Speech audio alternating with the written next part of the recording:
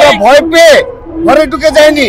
আমরা কিন্তু হাসিনার বিরুদ্ধে লড়াই করেছি, সংগ্রাম করেছি। ভারত সরকার কূটনীতিকদের সুরক্ষা দিতে চরমভাবে ব্যর্থ হয়েছে। কোনো একটি ব্যক্তিকে একক কেন্দ্র করে দুই দেশের জনগণের সম্পর্ক কোনোদিনও ছেদ হবে না।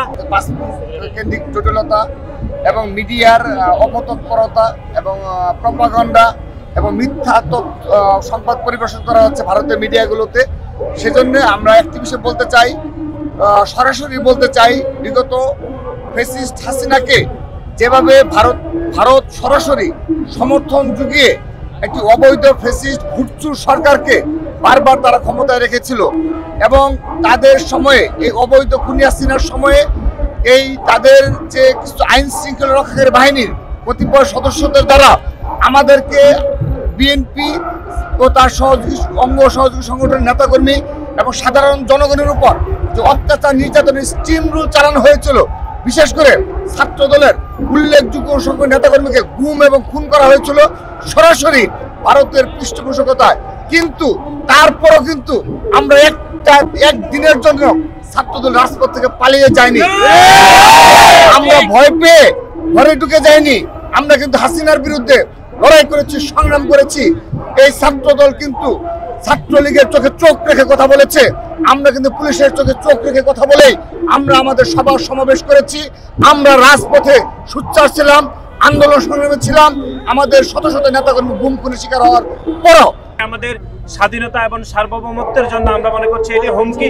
এবং প্রত্যেকটি দূতাবাসে তারা বাংলাদেশের পতাকা অবমাননা করেছে, বাংলাদেশের রাষ্ট্রীয় সম্পদকে তারা ক্ষয়ক্ষতি করেছেন এবং আমাদের রাষ্ট্রদূতদেরকে তারা ভয়ভীতি দেখিয়ে কক্ষ থেকে বের করে দিয়েছে, যেটি ভিয়েনা কনভেনশন 1961-এর ডিপ্লোম্যাটিক অ্যাক্টের 21 দ্বারা এটি সম্পূর্ণরূপে বরখেলাপ।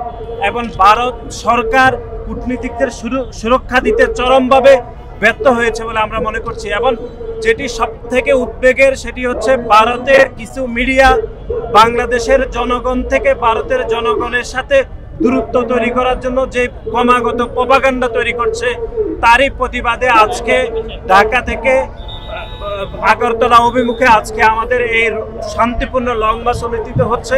আজকে কিশোরগঞ্জের ঐতিহাসিক ভৈরব শহরে এখানে আমরা একটু পরে আমাদের পথসভা করব। তারপরে আমরা সর্বশেষ আমরা আখাউড়া স্থলবন্দর মাঠে আমরা বাংলাদেশের জনগণের পক্ষ থেকে আমরা আমাদের শান্তিপূর্ণ প্রতিবাদের ভাষা সেটি আমরা ভারতের সরকারকে জানিয়ে দিতে চাই।